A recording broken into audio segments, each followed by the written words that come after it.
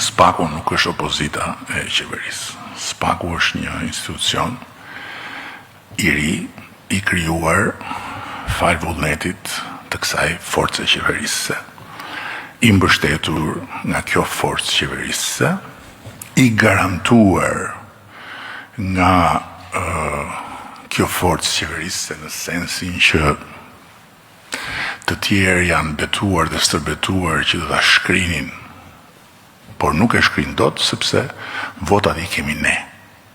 Në këtë sens i garantuar. Dhe është një institucion i cili bën punën e vet, si të gjitha institucionet e tjera. Kështu që nuk është opozitë e qeverisë. Por depresioni i thellë në cilin ndohet opozita e qeverisë, që është opozita politike, bën që puna e SPAK-ut të jetë vetmja